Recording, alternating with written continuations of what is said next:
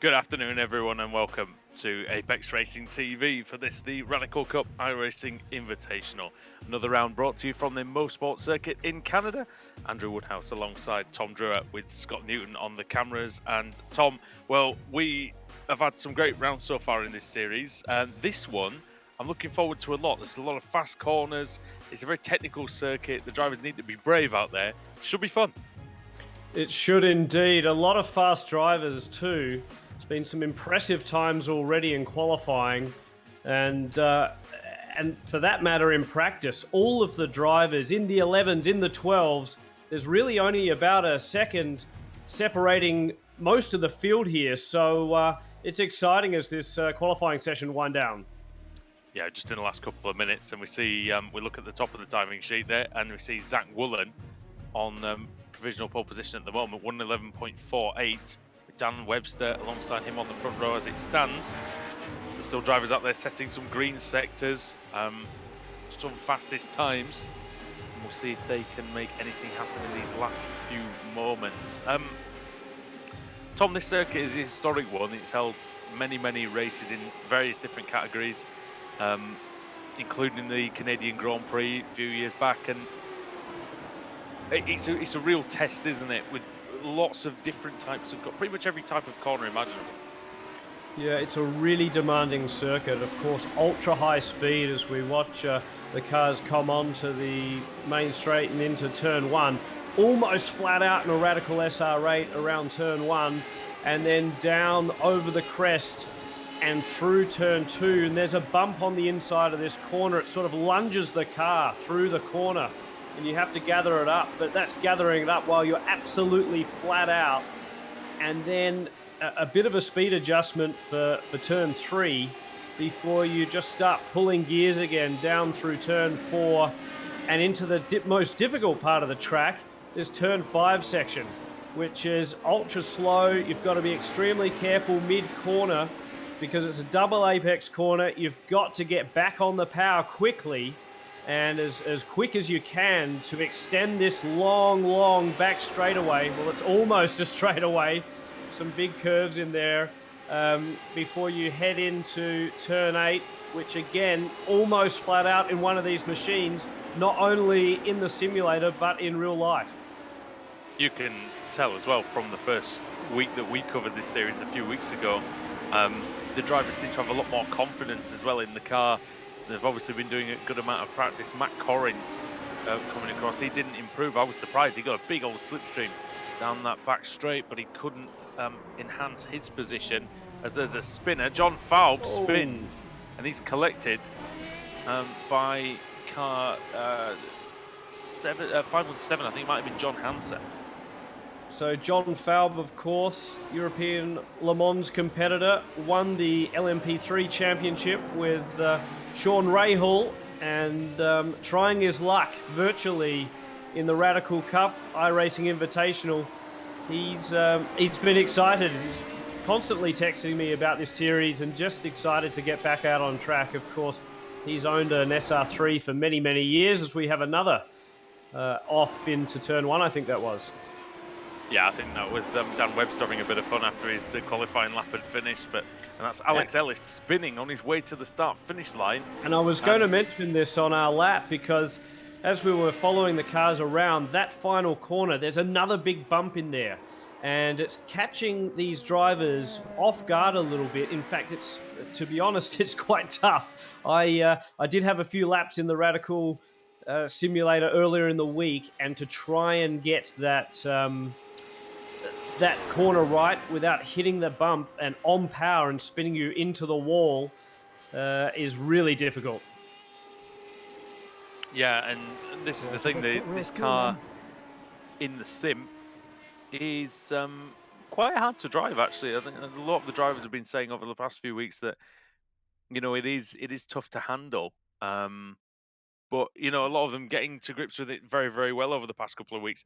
And before we go down to the grid, we'll be able to take a look at the finishing order for qualifying, where Zach Woolen took pole position, ahead of Dan Webster. Alex Ellis in third alongside Daniel Morad, the two Canadians on row two. Paul Crabb in 5th, and then Premislav Pjanazic in 6th, Matt Corrin 7th, and then Horatio Brown, the Jamaican, in 8th. Colin Bays is 9th, and then Brett Pleasance in 10th. Nathan Jones 11th, and John Hansen in 12th. 13th is the Australian Matt Anderson with Mark Tranter in 14th place. 15th for the Canadian Keith Carter ahead of Darrell Taylor. Stephen Lester is in 17th, and then Keith. Hang on.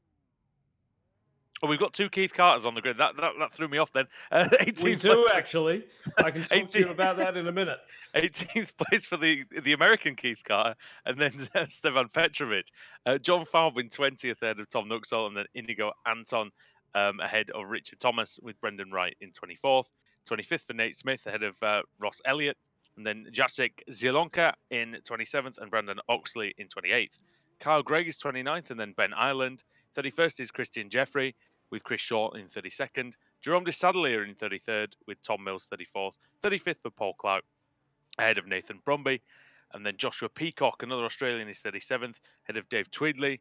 And then Gerhard Wotzinger in 39th. Daniel Kochar is 40th, and then Jay Culler in 41st. Jan Osterlo in 42nd, Joaquin Garrido 43rd, 44th for Marcus Zunker, Cyril Stanke in 45th, Joe Nuxall 46th, 47th for Jonathan Labbe, and then Austin Riley rounds out the grid in 48th, Tom. Yeah, that's a little bit of a surprise for young Austin Riley. He's a quick competitor in real life and indeed on the iRacing. So we'll see. Of course, a Canadian there and a few in the field today. So that's great to see. Plenty of locals out here with their local knowledge on the sim today from Canada. And it's nice to see so many flags in that grid. It really is a full international field here of the best radical racers from around the globe, and of course some of the best iRacers from around the globe as well. As we set to take the start, it's going to be a little bit of a long roll around here, isn't it? Oh, it is. It's always one of my favourite things. I say with a big tongue lodged firmly in my cheek when I sit on the grid for a race and I see the pace car needs to do a full formation lap. Go on then. While we're doing the formation lap, tell us about the curious case of the 2 Keith Carters. Then I'm going to get very confused. Well, amazingly, there's actually 3. So we've got a Keith Carter in the US, a Keith Carter in Canada, and also in the UK. So a popular name for radical racers, I guess. Oh dear. So yeah, and they're only starting a few positions apart from each other as well, which is going to make it quite interesting. I'm hoping, Tom, it'll be one of the highlights of my 10-year career so far if we get a Keith Carter versus Keith Carter battle, because I know it's going to be great. Yeah, I'm not sure how we call that one, but my money's on Keith in that one. That's it. Well, look, we're coming up the back straight. It'll be interesting to see how the drivers get through the last final corners here as they take the green, because, of course, most of the field will still be trundling through that left-right sequence. And I wouldn't be surprised if a few drivers get caught out on this bump, a little bit too eager to start. I think a bit of patience is going to be the key here at the start of this one. 50-odd drivers in the race, and only one will take the checkered flag in first place. So whilst there's no trophies on the line, there's a lot of pride, and we can see the flames belching out the back of the SR8s as they round the final corner. Will look to take a green flag here. Here we go then. The Radical Cup iRacing Invitational is underway at Motorsport. Zach Woolen leads, and it's a poor start by Dan Webster. He's already down to 4th from 2nd on the grid, side by side between he and Daniel Morad for a while. And as Webster takes 3rd, there's somebody off in the background. I think that's Colin Bays, but we're still making our way around this first lap. And that's Nathan Jones we're looking at. He's side by side with Horatio Brown. I think he's just taking the position, but Brown fighting back. Oh, there's a melee in the background there, isn't there? Some carnage coming out of turns 2 and 3, but Nathan Jones still fighting. Yeah, Nathan Jones forcing the issue on the inside. A great job by him, of course, one of our radical UK technicians. And they're still side by side as they go up the back straight here.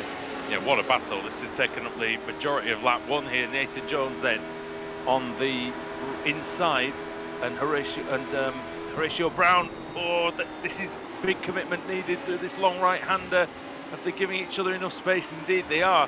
Brown, he'll be on the outside for this final corner. It's quite narrow, this final turn, but Brown gets the switch back, and across the line they go, as Jones has to defend now the inside line into turn 1. This is allowing John Hansen to get in on the action. Tom, what a battle on lap 1. Absolutely, and of course with Nathan taking those defensive lines, it means that he's slow through this high-speed section, which is allowing the cars behind to, look at that, a gaggle's forming behind him now, and they're all going to be trying to pounce on Nathan. Yeah. Matt Anderson has joined the fun. We've had a change for the lead, so Alex Ellis, the local, the Canadian, a racer who knows this circuit so well, in the lead at the moment. Another one to look out for today, Daniel Morad, of course, a IMSA racer, and a Canadian with a wealth of experience around this circuit. Yeah, the other Dan Webster, performed very, very well last time we got together for this series, and he took the win, and he will be looking as he goes side by side with Zachary Woolen through the last sector, and Woolen gets ahead or stays ahead of Webster, and they can't allow Alex Ellis to escape, because he'll know that the slipstream is very prevalent here at Motorsport, and he wants to get clear. Daniel Morad then, fastest lap of the race on lap 2. So he's obviously moving pretty well in the early going, as there's a slow car coming out of the pits. I think that's Brandon Oxley, who has obviously come to grief early on, and off again. There's 2 off, and that's Przemysław Pianazek, who's off in the grass. And I wonder whether that was Brandon as well. That's what we did mention this to the drivers before the start of the race. The exit of pit lane here, right onto the racing line for turn 2. So there's more chaos going on as the cars rejoining, but here's Oxley then. He comes out of the pit lane, stays where he should do. He does do a good job. Have they gone off separately? Is it 2? Oh, it's separate crashes, Tom. Pianazek went off on his own. Well, Oxley, that's unfortunate. He's come out of pit lane and cold tyres, and it's just overcooked. It's so easy to do. Of course, the real world track now has a whole lot of tarmac out there on the exit of 2, and you probably wouldn't end up in the tyres. No, probably not. But that to me is always a great corner, though, Tom, in the state we've got it now in iRacing, because it really is a challenge, risk and reward. We've had situation. another one in the wall. Yeah. Look at that, a bent wing frame, and that's one of the Jamaicans, I think. Dan Webster's had a problem as well. Webster has dropped well down the order. Wow, this race already action-packed. Woolen's had a problem because Matt Corrins has got up into 2nd place. So what's happened at the front? I think we need to try and see what happened to Dan Webster, because that's changed the complexion of the race. Zachary Woolen is dropping down by the 2nd, Tom. He's down to 5th. And look at Matt Corrins up into 2nd place, and now it appears that Nate Smith is in the lead. Sorry, Webster. This is Webster then. Oh, a little bit of contact then. Oh, nasty incident. Oh, hard into the wall there. And lucky that wasn't the real life racing. Oh yeah, and that was, I'm not sure who that was on the outside there. I wonder if that was another lapped car, but yeah, a little bit of contact with Dan Webster. And Webster, it was Morad. He was Daniel Morad. So it's 2 Dans collecting each other. And Alex Ellis leads the way now by 3.2 seconds as a result. And now Brett Pleasance, another Canadian. It's a Canadian 1, 2, 3, Tom. They're taking over. They have indeed. Well, this track, I think, does reward a little bit of local knowledge, particularly around turn 5, just getting that balance of how much speed you can carry in and then how much speed you can carry out on the exit here. And a great shot with the flames belching out of that V8 motor. As we look back at the Jaguar liveried car, fantastic, a pass. The slipstream big on this game. And certainly the Jaguar car taking advantage of that. Yeah, nice move there. Easily done by Paul Crabb. And he breaks up the Canadian monopoly on the podium at the moment. But it's changed the complexion of the race, those incidents. Both Dan Webster and Zach Woolen have come in and taken a fast repair, so they will be back out on the circuit. Woolen's back out in 16th place, and Webster is 21st, so they have come out. They are still racing, which is one of the advantages, of course, of the sim, is you can get back out there quickly and get back in the action, but many places lost so far. Sad to report, we've lost one of the Keith Carters as well. We've lost the Canadian one, so the American one is... hang on, is he out as well? Where's he?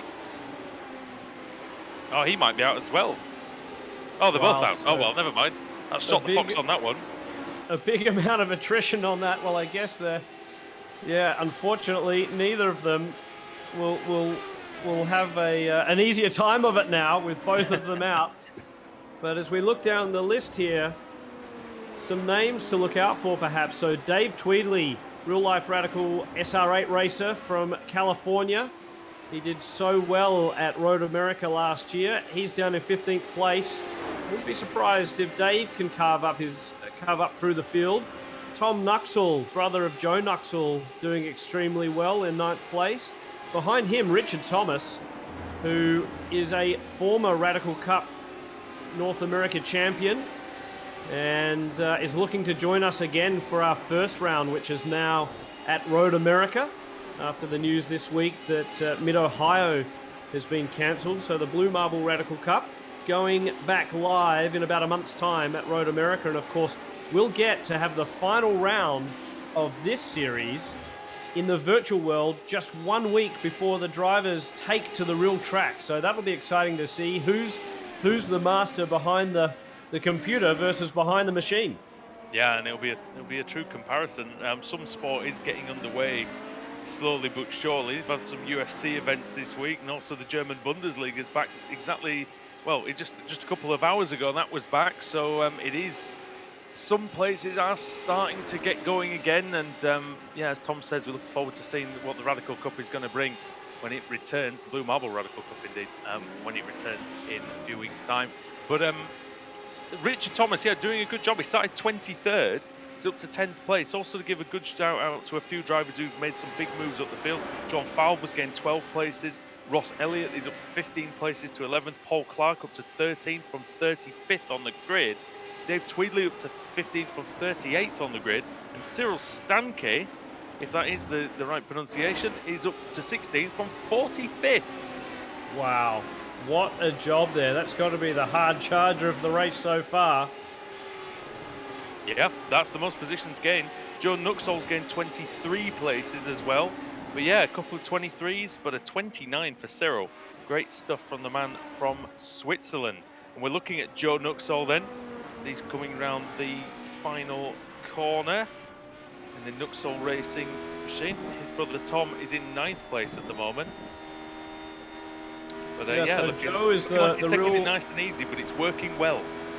Well, Joe is the real live racer, and Tom, his brother, helps out crewing in California. And they love racing out at Sonoma Raceway. I'm sure we'll see them later in the year. So I'm sure there's a bit of brotherly competition going on. And at the moment, unfortunately for Joe, Tom is doing the business. Well, the tables have turned, haven't they? And you know, fair enough. It's good to he's got to have the moment in the sun that against his brother. And he's just taken John Falb for 8th place as Tom Nuxall. So he's going quite well indeed. 13.9 on the previous lap. He's less than 20 seconds off the lead, which isn't bad considering the fact he started in 21st. Dave Tweedley's just got ahead of Paul Clark for 14th place, as well as the positions continue to change in the midfield. And I must say, that would be a nice one to tell. You know, I guess it will be virtually, have a beer with some of the mates over the Skype or whatever and say, look, in that race on the weekend, I passed a European Le Mans champion for 8th place. Not a bad job. And if we go down the list a little bit as well, Ross Elliott, shout out to him, one of our SR1 competitors from England, and doing a good job there. Also works in the Radical Factory. And I was looking for Nathan Jones somewhere down the list because Jones? he was running well, wasn't he? You know what? I wonder if he got tangled up in possibly the accident with Webster. It might have been him instead, because he was in the top 10, was Nathan Jones. Now this is a battle for P2 between Paul Crabb and Matt Corrins, and well, Crabb started 5th, Corrins started 7th. They've made good progress so far, avoided the chaos, and now they're going to be in a battle. Let's see, Tom, if Corrins can pick up a big old slipstream and get anywhere near into the, well, I call it a braking area. It's a fast corner, this right-hander at the end of the straight. Indeed, a big commitment moment at the end here, and he does have a little look, and you could see just the car in front picking up a little bit of dirt on the inside, trying to maximize his entry, and they look rather smooth through that final corner. I can tell you the force feedback on the steering wheel is huge, and another big moment on the grass there, entering turn 1. So Paul pushing hard to try and stay in front of Corrins. Yeah, it's a tough section as well. It was fascinating to see that Crabb was faster in the first part of the final sector, and then the final corner, Corrins had the advantage. So different drivers, different driving styles coming into play, working well in different corners. But Corrins, if he wants that second place, he's going to have to get a move on, because Crabb has actually had a very good lap and has gained 3 or 4 tenths of a second on him just in this lap. So he's in danger of losing that slipstream quite soon, is Corrins, if he doesn't. Oh my word, as he nearly hits the lapped car there. I will tell you as well, Tom, that Dan Webster 2 laps ago set the fastest lap of the race, so he's come back out of the pits with a repaired car, and he's going well. Well, it'll be interesting to see how far he can get up. Of course, 17th position at the moment, but this battle here for second it's challenging, because there is this lap car in the way, and the drivers are trying to. I actually wonder, looking at that car, whether that might even be Nathan Jones, to be honest. I think it is, you know, because that car was near the front originally in this race. I'm sure that was the car that was battling with Horatio Brown. And a lot of curb on the inside of turn 1, and that's Jones's driving style, certainly watching earlier in the week. I will say, Tom, it's Jones is in the pits, it's not Jones then. I'm not sure who it is then in that case. I will say though, Tom, the driving standards have been vastly there's someone in the background going around. Don't know who that was. I was going to say the driving standards have been vastly improved from the first meeting or two. This one's been very cleanly fought. Absolutely. I think the drivers are coming to grips with this car and the setup. Every week we work on a setup, and very, very tight there with John Fowl. So that would be Mark Tranter, I guess, making the move, is it? Or Richard Thomas? I think that is Thomas ahead of them. So yeah, he's just had the battle with Tranter, I think, yeah. Oh no, you're right. No, you're right. It is Richard Thomas and John ahead, with a lapped car possibly just behind. Oh, Richard probably onto the blinders and right up behind this car, getting squeezed out. So Richard Thomas, with everything to lose at the moment, he's inside the top 10. That must be. A huge serve. No, so Richard Thomas. So that wasn't. There wasn't a car immediately behind him on the timing screen, so that must have been a lapped car. I don't know who that was, but that was not John Falb or Mark Tranter. I don't think. It's Morad. So it was a big serve in the back, mid-corner, and Richard Thomas's race comes to a an end, no doubt. Lots of damage on that car. I guess he can get back into the pits and have a quick repair. Yeah, he's still running out there, but yeah, that was a bit messy, wasn't it? Alex Ellis leads the way by 6 seconds, though. He is he's put himself in a fantastic position, out of all the nonsense, out of any sort of battle, really, which is exactly what he wants. And look at the lap times, Tom, at the bottom of the screen. He's just chipping away lap after lap, just a couple of tenths here, a couple of tenths there. That's all you need to do. Absolutely, and it's no surprise. He's raced in Indy Lights, Formula 3, Formula BMW, and was also a BMW junior driver as well. So plenty of experience behind the wheel of this number 15 machine. Horatio Brown's up to 6th place. And he's actually battling with Matt Anderson and Brett Pleasance. So this is a great scrap, actually, for 4th position. Pleasance, the Canadian, Anderson, the Australian, and Brown, the Jamaican. So as you said, truly an international flavour to this battle. And Brown's probably in a good position here, to be honest, Tom. He can watch this battle unfold and take advantage of any problems.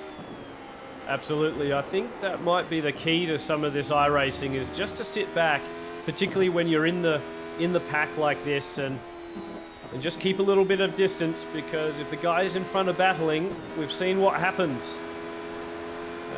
Some big accidents can unfold, and you don't want to be in the middle of it, particularly around these high-speed corners where you've really got nowhere to go. Oh, and look, mistake by Pleasance. Got a wheel on the grass going through turn 2. And that means that he has lost about 3/4 of a second. So Horatio Brown's going to be right there. And if he can stay very close to this double apex right-hander, then he might be able to pick that slipstream up. And oh, there's a problem for Pleasance. Pleasance losing the rear, coming out of that hairpin, and he is he's lost a lot of momentum there. Brown eases through, and I wonder whether that was something wrong with the car or just the pressure getting to him, because certainly it just looked like in those last few corners he just kept having moments, didn't he? So whether looking in the mirrors was just preoccupying his mind a little bit too much. Now this is just a theory, but I wonder if going wide at turn 2 meant that he got dirt on his tyres, and maybe it just affected the grip of the rear of the car. He did well to save that, actually. He did well to keep that out of the wall, Brent Pleasance. And the Canadian keeps going in this race. So I'll do a little shout out here as well to John Hansen, a US competitor, and typically races for Wisco Racing out of Virginia. But he has one of our RXC Spyders, the V6 twin turbo machine with 650 horsepower, as well as an SR3. And Hansen using all of that real world experience here to good use. He's actually been extremely quick in all the sessions, all the practice sessions, all the pre-qualifying, etc. Hansen always up at the top end of the pointy end of the charts, and impressive, because he really doesn't have a lot of real-world race experience. He did end up on the podium at VIR a few years ago, but it's not as though this man's been racing radicals for 10 years plus, like someone like John Fowle or Dave Tweedley, for that matter. I mean, I was gonna bring this up actually later on, but it's a good point to sort of bring it up now, as he mentioned that he owns a couple of... Oh, hello, somebody sideways. That was a Jamaican, I think. Horatio Brown. Oh! Yeah, a huge accident. So there's 3 cars involved in that. So Brown off and into the wall, and I wonder, I think Darrell Taylor might be one of the ones, possibly. Let's have a look and see how this has happened then to Brown, because he was running very well. Oh, he gets sideways. Did he get some help? I think he might have got an assistance from that white car. I'm not sure who that was. Extremely unpleasant for Brett Pleasance. And yeah. Brent's got the rear wing with damage now, so how will that affect him? Well, I imagine probably 5 kilometers an hour or so, potentially on the straights. We'll see if he keeps going on that. Now we've finally got the replay Brown. Oh, Brown hits the 11 car. So the 11 car was coming out of the pits, Chris Short. And yeah, I think Short was emerging from the pit lane, Tom, and he got the and Brown might have just misjudged the speed differential, and off goes Ross Elliott into the grass, and it's all breaking down slightly here in motorsport. Oh, that's not a good place to be. Oh, he's going to have to, and he's actually disappeared. He's actually decided he wants to tow back to the pits and avoid any awkward situation, which I would probably agree with. That was a very gentlemanly thing to do, really, because he gave up more spaces to just get out of everyone else's way, which, you know, there's certainly been a few times in real life where you see drivers, they're waving their arms furiously halfway around a corner because they're in the racing line like that, and it's nice to be able to just eject. Yeah, I respect that decision, though, to do that, because, yeah, he sacrificed his own race so he doesn't ruin someone else's. I was going to ask you the question, actually. What would you say? This might be a great question. It might be a dumb question. I don't know. What's the best way if anybody wants to? Oh, Nuxall. Oh, that's got to affect the steering. Look at the side of that car and everything else. Oh, look at it. Yeah, no, it's crabbing down the road, isn't it? So Joe Nuxall, he's got an issue. If he can get that back to the pits, he will be able to get a fast repair, of course. So, so if you're listening, Joe, don't retire the car. Get back to the pits and get back out in the new one. No, I was going to ask you, Tom. What's the best way to get involved with Radical Racing? Would you say? Well, the best way really is just to head to radicalsportscars.com. The great thing about Radical is the cars, particularly the SR1 and the SR3, fantastic entry-level racing cars, and so popular at country clubs, whether that's in Europe or in America, but also with the regional racing. So obviously all the regional racing in the UK, throughout Europe, places like SCCA and NASA in North America. And these cars, you can really go and run in anything.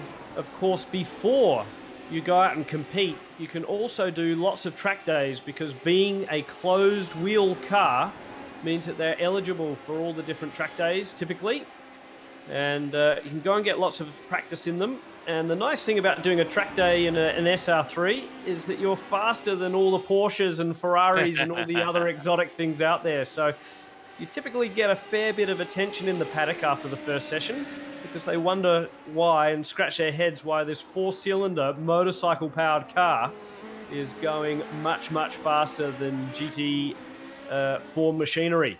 Yeah, they probably hear it screeching past and think, what on earth is that? Is there a way that drivers can maybe sort of do a one-off session, like try the car or anything like that before they go out and get one, or is there any sort of programs like that? Or? Absolutely. Again, on the website radicalsportscars.com, you can check out the trial days and also get in touch with your local dealer. And all the dealers typically run demo cars and can place people in those track days. So yeah, very easy to get behind the wheel of one of these Radical sports cars and try it out in real life. Nice. And if you do happen to be on iRacing, I can assure you they're much easier to drive in real life. In fact, one of the things that's made Radical so successful over the years, with over 1,200 SR3s built, is the fact that they're extremely confidence inspiring. The cars, whether you're running 10 seconds off the pace or 30 seconds off the pace, they feel good. You've got plenty of mechanical grip, and then of course as you go faster and faster, like these corners are around here at Canadian Tire Motorsport Park, the aero kicks in. You just get more and more out of the car, and it's really fun process, just working away, chipping away at your lap times as you build confidence in the car and build that minimum corner speed up and get into the downforce.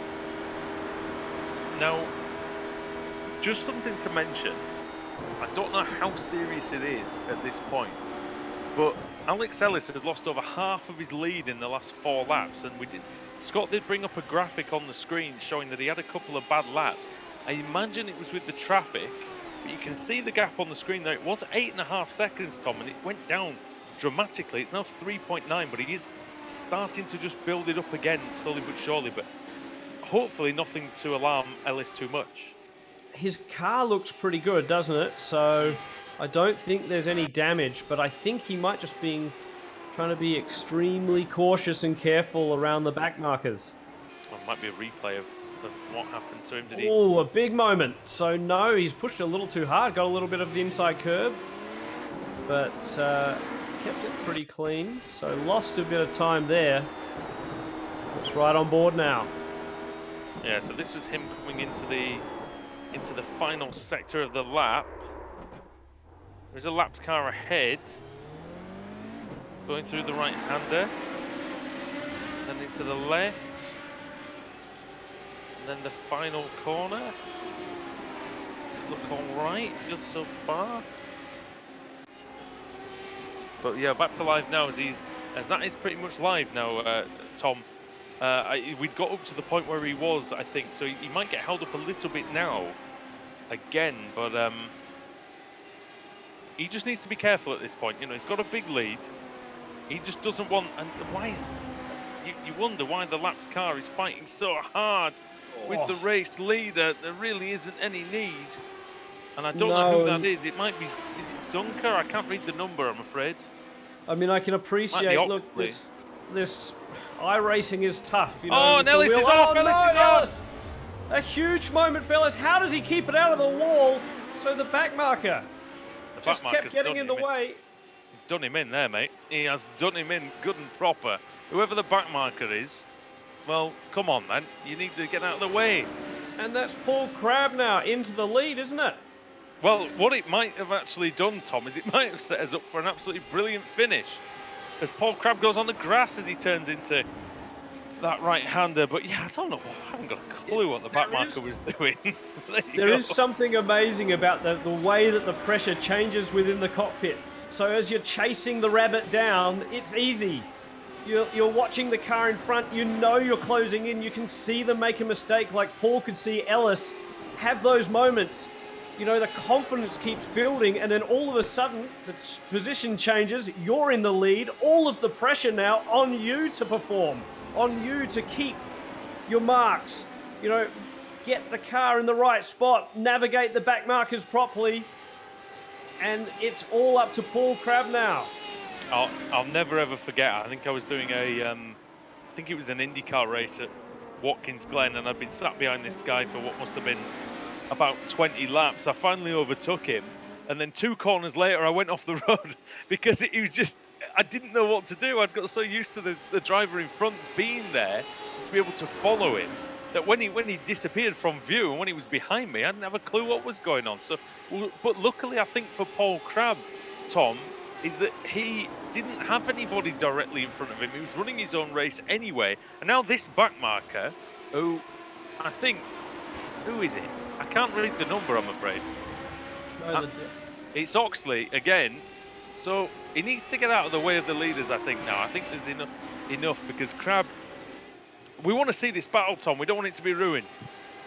No, that's right. And Crabb's going to have a look down the inside. Gee, that's a hairy move, but he's made it work. But look at this. Alex Ellis is going to get the opportunity into turn 3.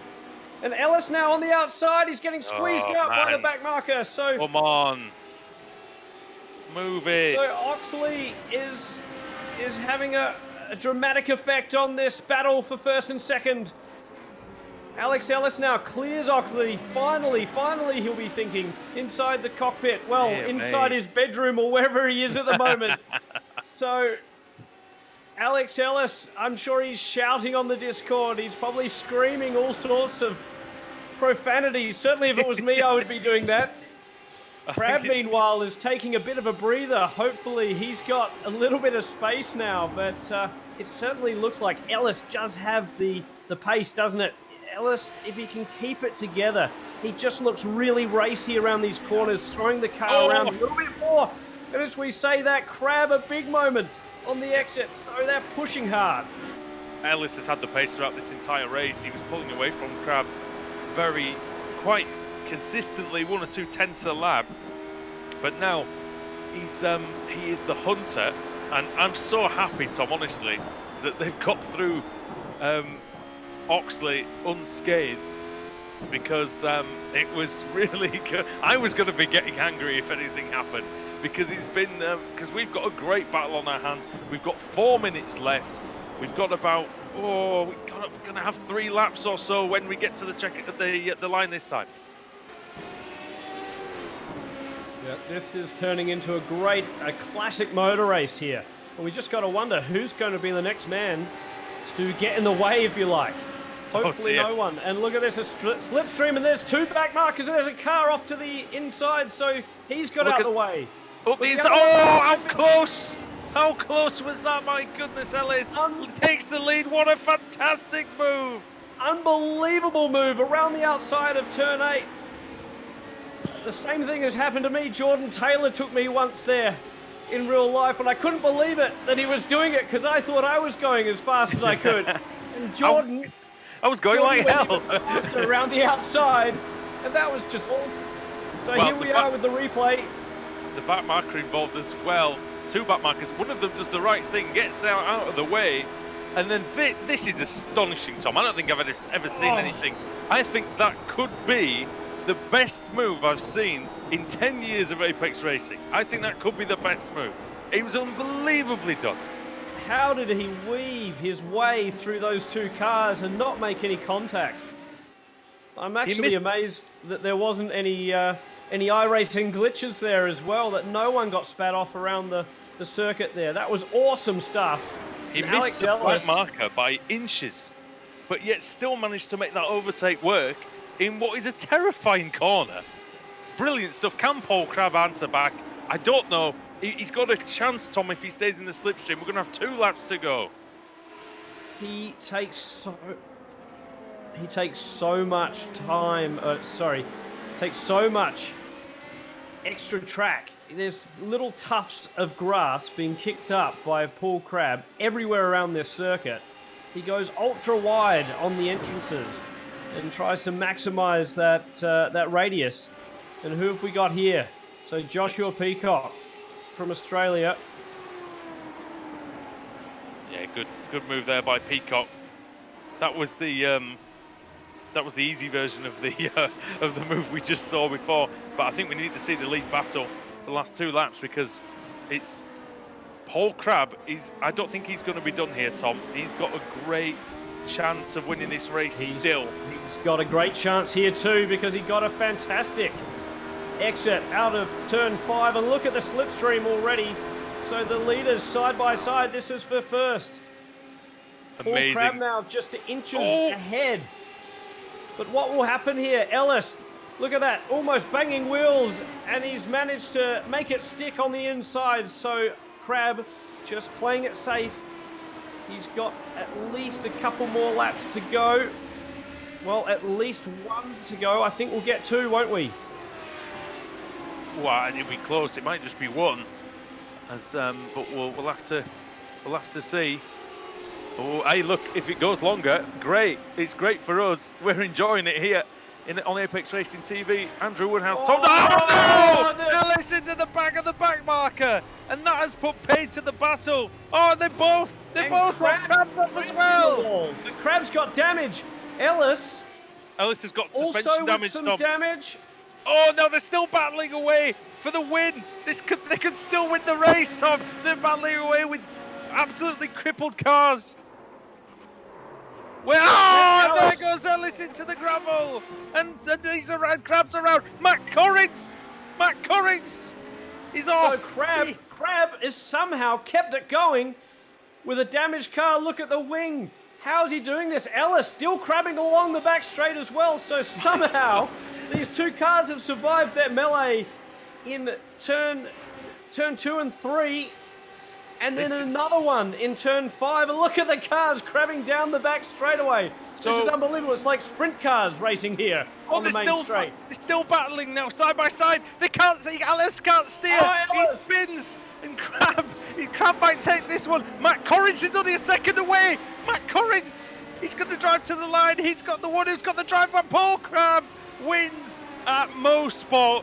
And that, Tom, is probably 5 minutes of the craziest action I've seen in 10 years. That is amazing. I don't think we can top that one. I don't think so at all. That Hail Mary move by Alex Ellis in the final corners. Remember that NASCAR truck race when they were doing that as well? That's what it was like. A huge just look, I'm going to send it and see if it sticks. Of course, with the car damaged, it didn't. But how did Matt Corrance not end up winning that race? I thought he had it there at the line. So I think we're going to have to, once everyone's crossed the line, we're going to have to watch this back. But I think what happened is when they collided at the top of the hill, I think Corrance had a chance to get through, but he either spun or was collected. And that's how he went off, but he didn't get any damage. He gained 3 seconds, Tom, on them in the last sector. But he just wasn't enough. It's unbelievable. A fantastic result, too, for John Hansen, up to 5th, and Zach Woolen up into 6th place after that early race incident. Yeah, the pole sitter. And wow. Matt Anderson gets the bubbly in 3rd. The Australian is on the podium. So great stuff there. And here's going to be the replay, Tom. I mean, you take us through this because I've got no words left. It's amazing.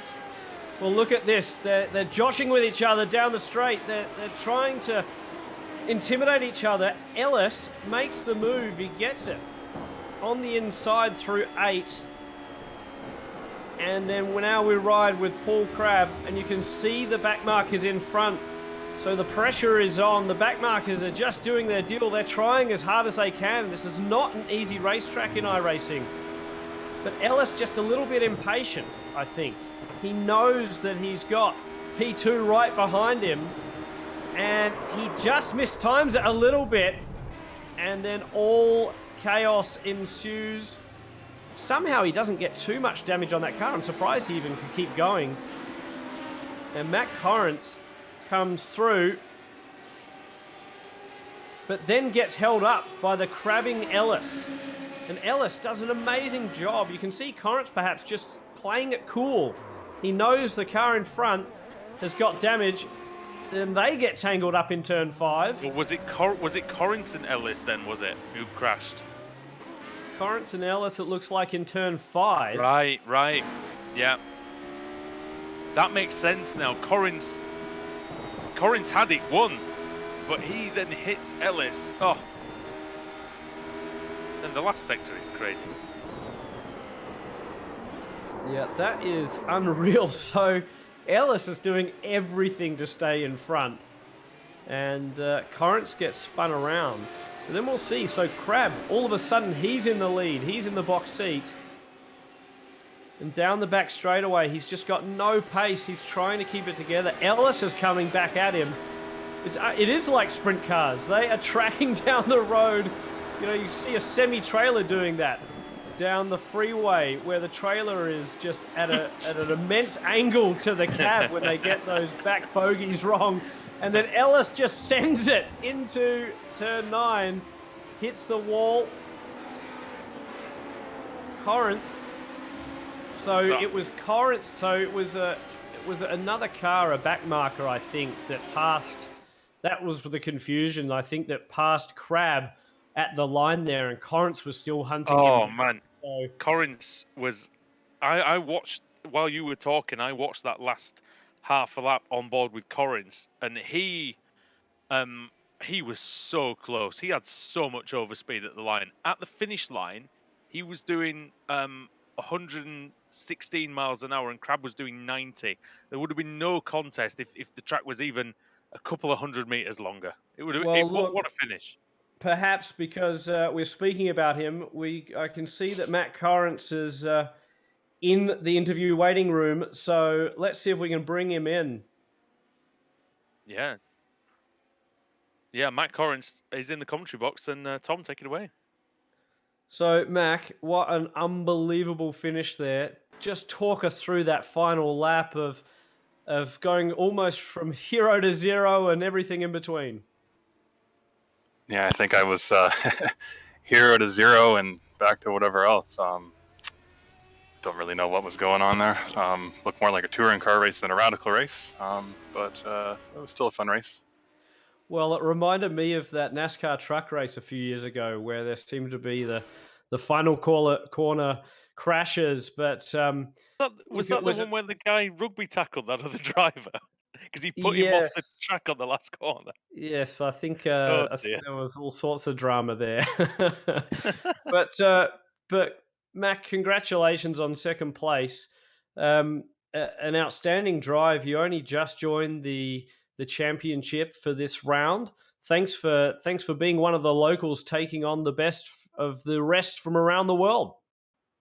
Thanks. I got a text from Robert at Radical Canada this morning. I was still in bed having a lazy Saturday, and he says, "You're driving in an hour. Get out of bed."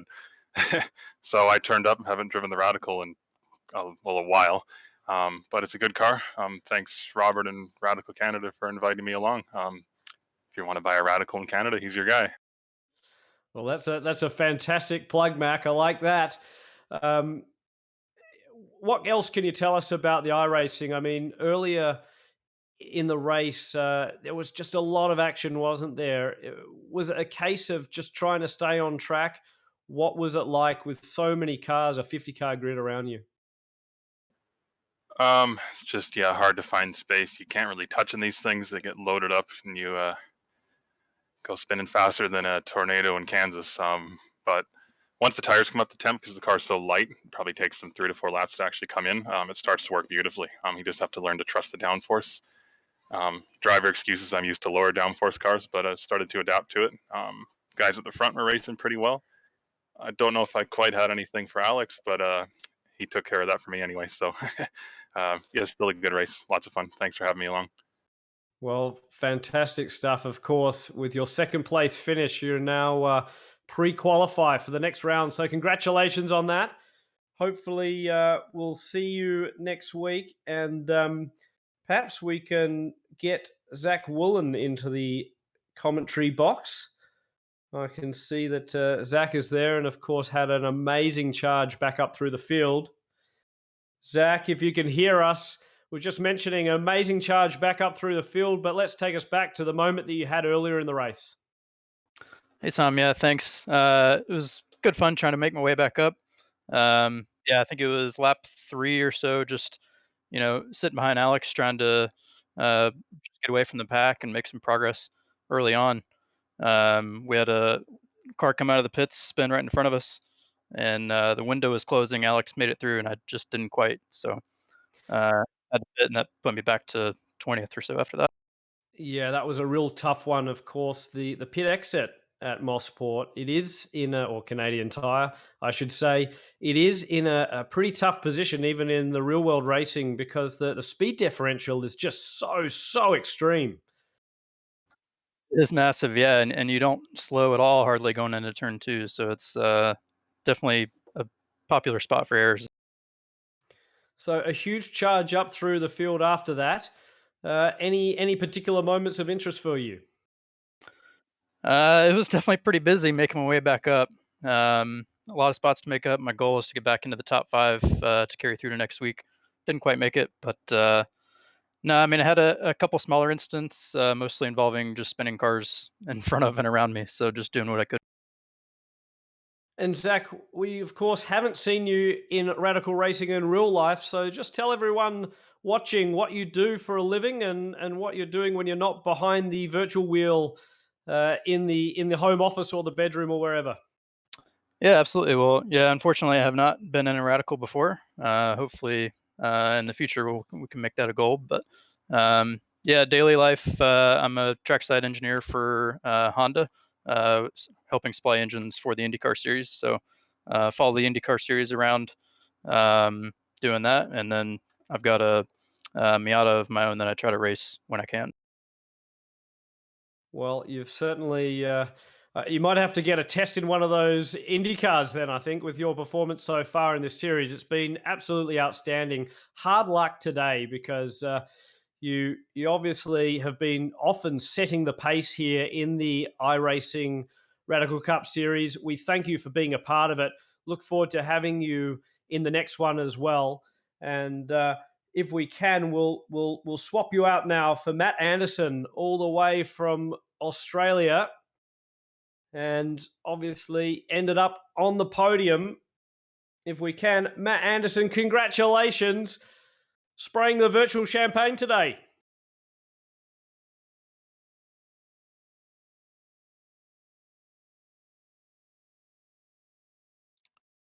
Matt, have we got you? Not sure if. Oh, I heard something. Can you maybe try and speak up?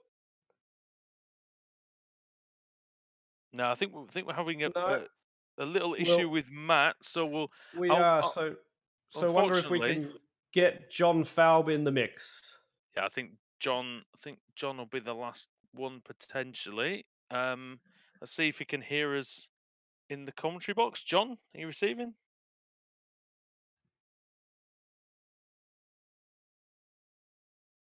So just John on mute, I think, at the moment, and Andrew is still Yeah. having. Matt having a few issues as well. But look, the driver's probably getting a few drinks and actually trying to calm down a bit. It is amazing when you're behind this wheel, sitting wherever you are, you're actually still sweating profusely. You're working the Oh, yeah. muscles amazingly. The force feedback and just the stress of it all. It's rather intense, almost, I think, more intense than being in a real race car. I think you've still got the mental anguish is real. I think in these things, and yeah, the G forces aren't, but the force is going through the. Yeah, I don't know if we can get. Oh, we can. We can get Paul Crabb. So Paul joins us in the commentary box. Paul, can you hear us, mate? I can. Can you hear me okay? We can. That's loud and clear. Perfect. Well, I don't. I would bet good money that you won't have ever been involved in a race as crazy as that and a finish quite so momentous. Take us through that last couple of laps. God, it was a bit epic. Well, I picked up a bit of front end damage in the towards the end. I took the inside wall all by myself and gave me a bit of aero damage, so I couldn't quite make it on the straights, but I was doing okay in the twisty stuff. But on the last lap, I had a bit of to and fro with Alex, and coming down the fast left hand, guys in front just weren't willing to get out of the way. And I feel sorry for Alex because he was trying to get around the guy, but he went straight in the back of him. So otherwise it could have been, it was shaping up for a really, really good battle down the last back straight in the last few corners. Yeah, we were getting quite animated in some of the back market, well, especially me. Anybody who watches the channel will know what I'm like with things like that. But I was getting quite annoyed that the back markers are getting in the way. But what it did do is, in the end, in some strange, perverted way, it managed to turn this into an absolutely fantastic battle. And then once you had the collision involving the back marker, then you were both driving around with damaged cars. It looked absolutely brilliant. And then you found yourself in a position where Matt Corrins comes through and collides with Alex Ellis, and you're thinking, "Oh, Merry Christmas to me, surely." Absolutely. I to be honest, I was just trying to. I completely lost focus on what was going on behind. I was just trying to get around the S's because I knew the steering was all a bit skew with. Was it a bit dodgy? So, and then I saw Alex come up the inside of me, and I thought, oh God, have I put him out? And then I saw the other guy go on the outside of me. I thought, oh, bargain. I'll just take it gently across the line. Yeah, and you just managed to take it in the end. Tom, have you got anything for Paul? Because that was a sensational finish. Well, just Paul, congratulations from everyone here at Radical Sports Cars. But I guess just tell everyone at home a little bit about yourself and what you do. What do I do? Well, I don't drive cars on the track other than a little bit of go karting, sort of arrive and drive stuff. But I've been involved in iRacing for 3 years now, and I spent a lot of time in the Radical, so it's my favorite car by far. And I spent a lot of time around Motorsports, so I would expect to be competitive around here.